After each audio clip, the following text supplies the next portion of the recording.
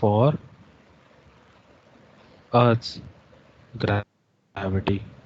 समझ में आई? What happens is कि आपके पास कैलिब्रेशन क्या होती है, सबसे पहले ये तो ये पता होना चाहिए. किसी को ये अंदाजा है कैलिब्रेशन किसको कहते हैं? मालूम है कैलिब्रेशन की मीनिंग क्या है?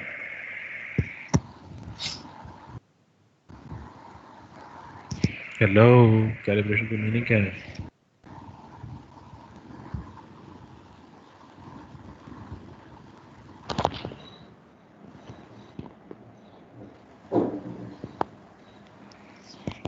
Okay, I am Sir, assuming to कि किसी को पता calibrate नहीं है, तो anything मैं like yes. I'm saying the action क्या? or some kind of processing. हाँ, to do what? Can you explain it further? चलो मैं बताता हूँ. कैलिब्रेशन बेसिकली बेटा is actually a process of making something accurate. समझ में आई? मतलब मेरे पास एक इक्विपमेंट है और अगर वो किसी एक पर्टिकुलर चीज़ को एक्यूरेटली मेजर कर सकता है किसी सेट ऑफ कंडीशंस में, तो वो कैलिब्रेटेड है. ये जो स्प्रिंग बैलेंस और इलेक्ट्रॉनिक बैलेंस है, ये अर्थ की ग्रेविटी के हिसाब से कैलिब्रेटेड है. मतलब कि अर्थ की ग्रेविटी में जब तक मौजूद हैं तब तक सही मास बताएंगे. इनको अगर मैं मून की या मार्स की ग्रेविटी में ले जाऊंगा, ये उनकी ग्रेविटी के हिसाब से कैलिब्रेटेड नहीं है, तो ये वहाँ पे गलत मास दिखाएंगे. समझ में? Acceptable कि range, right? इसको you can say it like that. Acceptable range. Range तो नहीं, क्योंकि हम रेंज पे बात नहीं कर रहे. क्योंकि रेंज का मतलब है कि आप बात कर रहे हो कि हम एरर्स को बर्दाश्त कर रहे हैं. फिजिक्स में एरर्स को बर्दाश्त नहीं किया जाता. सही है.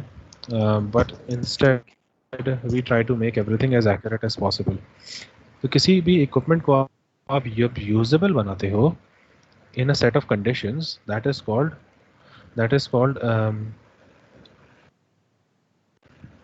कैलिब्रेशन. ठीक है. आगे भी ये अल्फाज आपको आएगा, मतलब आपके सामने आएगा, तो इसको याद रखना. कोई पूछेगा नहीं भाई कैलिब्रेशन क्या होती है, वो यूज़ करेंगे इसको. वो बोलेंगे कि भाई इसको कैलिब्रेट कैसे करते हैं. अब आपको पता ही नहीं है कैलिब्रेशन होती क्या है, तो आप कैसे जवाब दोगे? तो अभी खैर बस आपको ये पता होना चाहिए था कैलिब्रेशन होती क्या है. ठीक है, आई गेस यहाँ तक समझ में आ गया होगा. Everything about mass. There is only one thing left about mass needed to be understood. ठीक है. I am erasing this. If everyone has written it down, just let me know so I can erase this.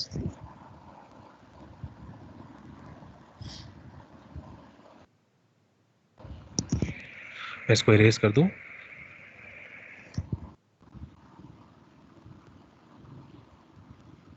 Sir, we had to write this on a drug Sir, journal or on a fair journal. Beta fair, everything is fair. Okay. सही है. अगर नहीं लिखा है तो please take a screenshot right now and do it later on. Okay. I'm waiting for like 5 more seconds and I'm erasing this.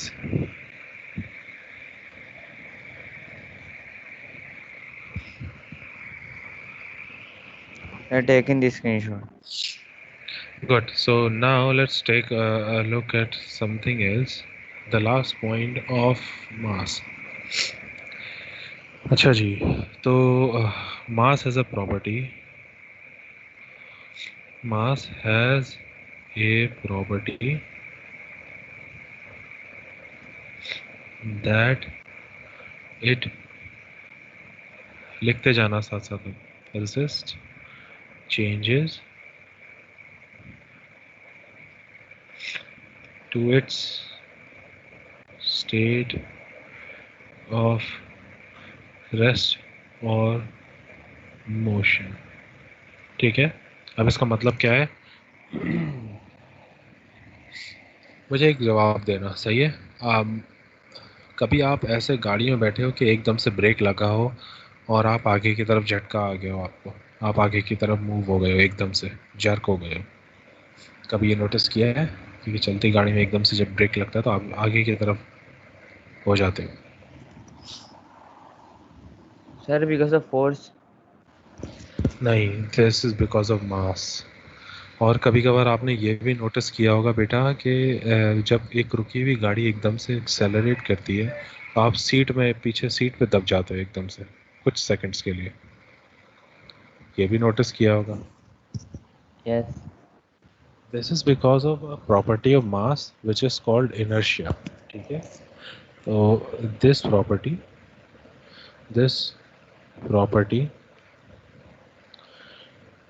Is called inertia. इसका मतलब ये होता है कि भाई जब एक मास रुका हुआ है बेटा वो रुका रहना चाहेगा, और एक मास अगर चल रहा है तो वो चलता रहना चाहेगा। This happens with you. आपकी बॉडी भी एक सर्टेन मास की बनी हुई है। तो व्हाट हैपेंस इज कि अगर एक चलती हुई गाड़ी एकदम से रुक जाए, आपकी बॉडी ऑब्वियसली उस गाड़ी के साथ चल रही थी तो वो चलती रहना चाहती है, इसीलिए वो गाड़ी के रुकने के बावजूद आगे चलती रहती है और थोड़ी सी देर बाद रुकती है जब उसको आप या आपकी सीट बेल्ट रोके, वरना वो रुकती नहीं है। इसी तरह उल्टा ऑपोजिट होता है कि अगर एक रुकी हुई गाड़ी है तो आपकी बॉडी भी रुकी हुई होती है, अगर एकदम से गाड़ी चल पड़े तो आपकी बॉडी चलना नहीं चाहती, देयरफॉर आपको पीछे की तरफ एक झटका मिलता है। This is all because of inertia. Inertia एक मास की प्रॉपर्टी है और जाहिर सी बात है जितना ज़्यादा मास उतनी ही ज़्यादा इनर्शिया होगा। The higher the mass more will be the effect of inertia। ठीक है,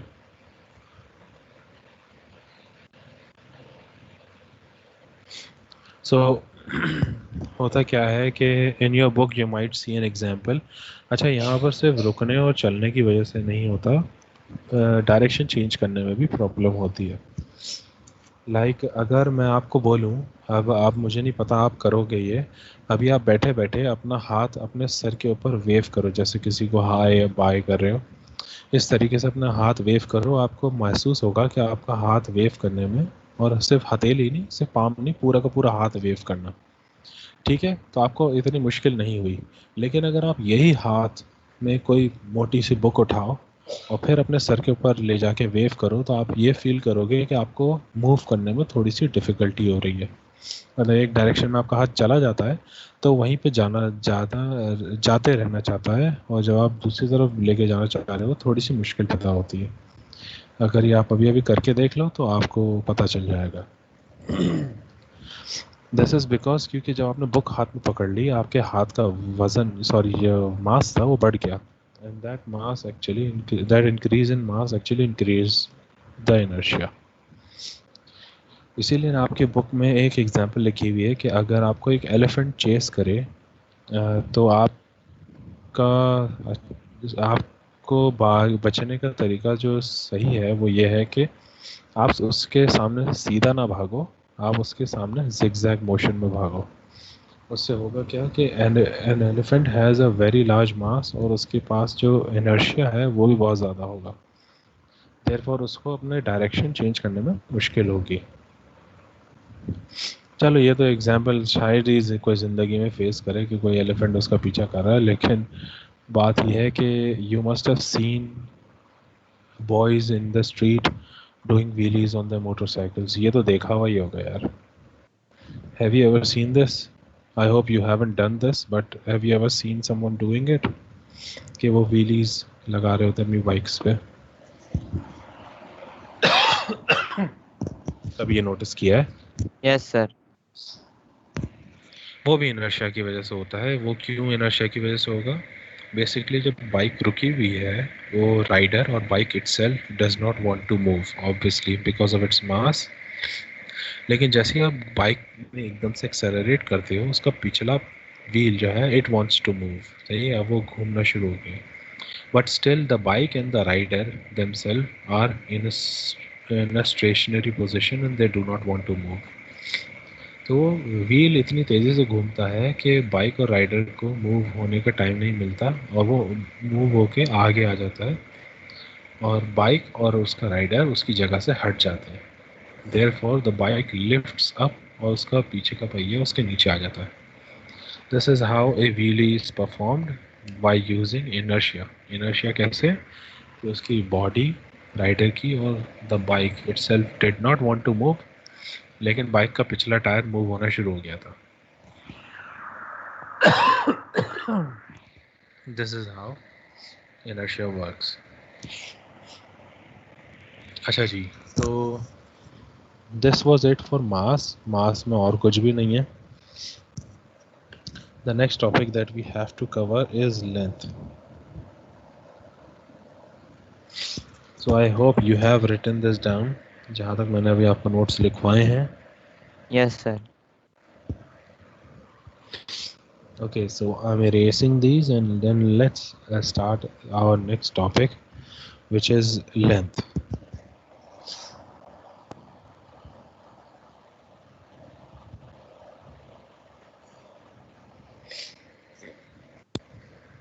Okay, so first of all, आधा टाइम गुजर चुका. Let me just take your attendance. Class 9.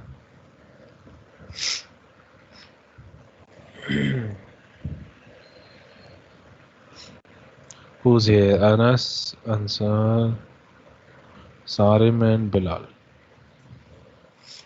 चलो बल्कि बाद में नोट कर लूँगा. अभी मैं पिक्चर ले लेता हूँ ताकि 4 बचे हैं, इनको मैं नोट कर लूँ. ठीक है. अब कोई आता है तो उसकी मार्क नहीं होगी ऑब्वियसली, और कोई जाता है तो उसकी मार्क भी नहीं होगी बाय द वे. ठीक है, अब भागना नहीं. अच्छा जी, so let's cover length shall we. LENGTH length. अरे यार, लेंथ होती क्या है? अंदाजा है? आसान सवाल है लेकिन शायद किसी को डिफाइन करना ना आए. लंबाई. Yes, length is basically a one dimensional span between 2 points. सही है, 2 पॉइंट्स के बीच में कितनी डिस्टेंस है वही लेंथ को डिफाइन करती है. बेसिकली इसको अगर मैं डिस्टेंस भी बोल दूं तो गलत नहीं होगा. लेंथ, विड्थ, हाइट, सारी की सारी are an example of length. Okay, yes. Sir, the distance measured along the longest, you Longest said नहीं, dimension. कोई सी भी It's all- डायमेंशन लेंथ होती है बेटा. अगर मैं लॉन्गेस्ट डायमेंशन मेजर नहीं करूं तो क्या वो लेंथ नहीं होगी? मतलब मेरा रूम है, इसकी चौड़ाई भी कोई एक लेंथ है, इसकी विड्थ भी कोई एक लेंथ है, और इसकी हाइट भी कोई एक लेंथ है ना. So basically the length has the SI unit of. किसी को पता है क्या एसआई यूनिट होगा? मैंने बताया, Meters. मैंने पहले. यस, मीटर्स और रिप्रेजेंटेड बाय स्मॉल एम. ठीक है. What you need to know about length is कि ये मीटर्स में मेजर की जा सकती है, and also that it is it is measured by using different equipments, और वो equipments आपको पता होने चाहिए कि कौन कौन से हैं और किस किस सिचुएशंस में यूज होते हैं. ठीक है. अच्छा जी, सो आप एक टेबल बनाओगे. आप लिखोगे tools and lengths measured. This is the table that you are going to make.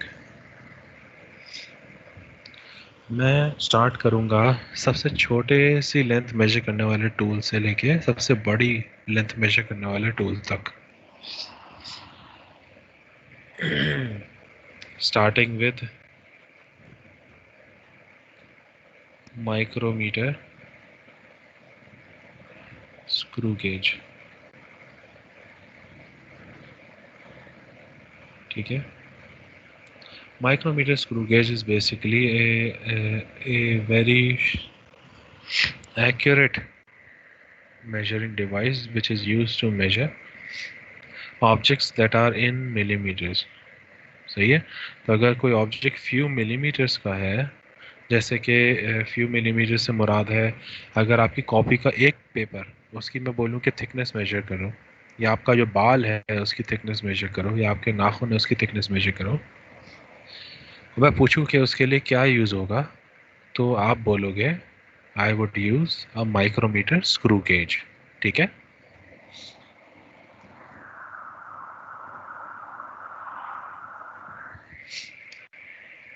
And then if the lengths are from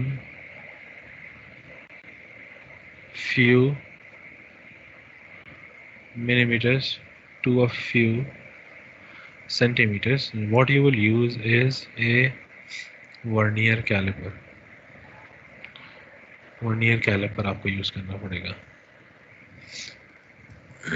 now the thing about this is कि अगर फर्ज करो, मैं पहले पेपर की बात कर रहा था, अगर आपकी पूरा रजिस्टर की थिकनेस मुझे मेजर करनी है, या कोई डेस्क है उसके डेस्क के अंदर जो लकड़ी लगी हुई है उसकी थिकनेस, या आपके लैपटॉप की थिकनेस, या आपकी रिस्ट की थिकनेस, उसके लिए आप यूज़ करोगे वर्नियर कैलिपर, ठीक है। वर्नियर कैलिपर और स्क्रू गेजेस कैसे होते हैं मैं आपको अभी तस्वीर दिखाऊंगा, और आपके बुक्स में भी बनी हुई होगी इनकी पिक्चर्स। अच्छा, after micrometer screw gauge you are going to use metre rule. Metre rule तो आप इसको कब यूज़ करोगे?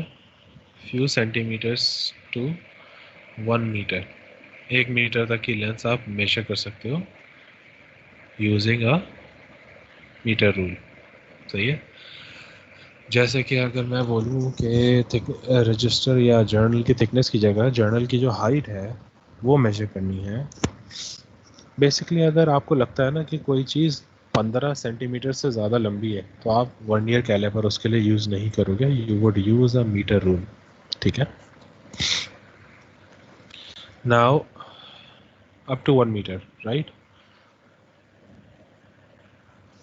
अच्छा जी, तो if something is beyond 1 meter you would use a measuring measuring tape. tape, yes। measuring tape एक हमारी ज़बान में तो इंच टेप कहलाता है, लेकिन what it does is के it measures lengths which are more than 1 meter, ठीक है। like if I ask you to measure the room, the length of your room, the height of your room, the width of your room, आप measuring tape use करोगे, ठीक है। measuring tape जो है use होता है to measure the lengths which are greater than 1 meter, ठीक है। now beta, if you can search in your book you might find the pictures of vernier caliper and screw gauges।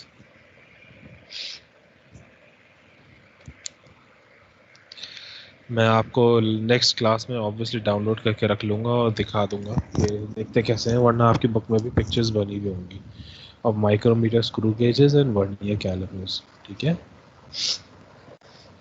अच्छा जी, सो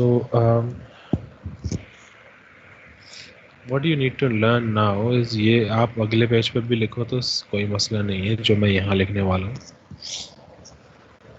screw gauge को major किस तरह करना है, operate किस तरह करना है, ये आपके सिलेबस में है। वर्नियर कैलिपर को यूज़ किस तरह करना है ये आपके सिलेबस में नहीं है, लेकिन आपको बस वर्नियर कैलिपर है क्या, कैसे यूज़ होता है ये नहीं पता होना चाहिए, लेकिन है क्या ये पता होना चाहिए, और किस चीज़ के लिए इस्तेमाल होगा ये भी पता होना चाहिए। लेकिन स्क्रू गेज को तो यूज़ करना भी आना चाहिए। तो व्हाट हैपेंस इज के सबसे पहले हम बात कर लेते हैं, स्क्रू गेज में एंड में पढ़ाता हूँ, पहले हम वर्नियर कैलिपर को डिस्कस करते हैं। वर्नियर कैलिपर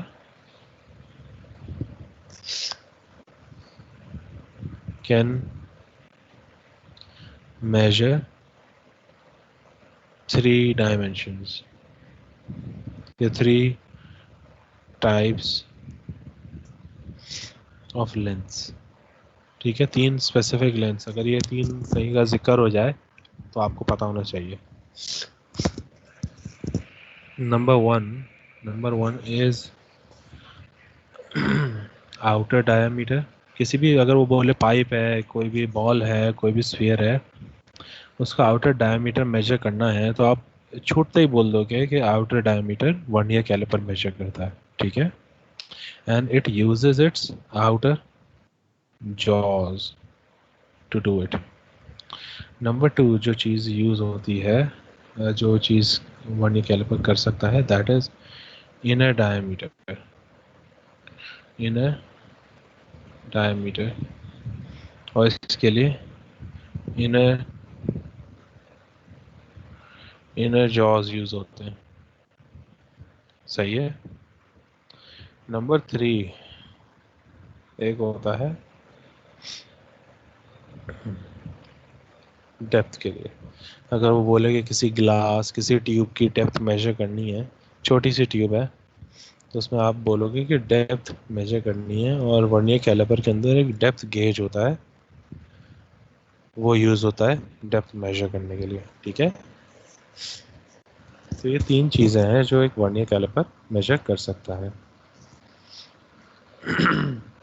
तो कभी भी आपसे पूछे कि भाई एक प्लम्बर है, वो पाइप के इंटरनल डायमीटर मेजर करना चाहता है, तो वो क्या यूज़ करेगा, तो आप बोलोगे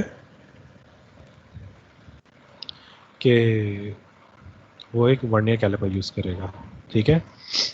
एक एग्जांपल बताता हूँ। फर्स्ट करो एक प्लम्बर है, उसके पास 80 सेंटीमीटर्स का पाइप है, उसको उसका इंटरनल डायमीटर मेजर करना है और उस पाइप की लेंथ मेजर करनी है, तो वो क्या यूज़ करेगा? ऑब्वियसली वो इंटरनल डायमीटर मेजर करेगा वर्नियर कैलिपर से, और उसकी जो लेंथ है वो मेजर करेगा मीटर रूल से, ठीक है। वो मीटर 80 सेंटीमीटर्स का था ना, तो वो 1 मीटर से कम है, तो मैं उसके लिए मीटर रूल यूज़ करूँगा, राइट।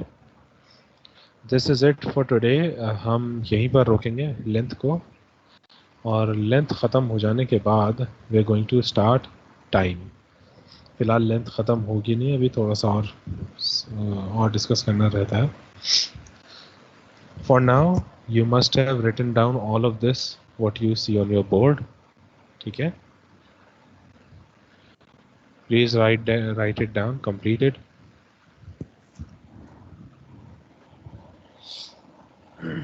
और अभी तक जो भी समझाओ उसके बारे में अगर कोई सवाल है, you can ask me right now.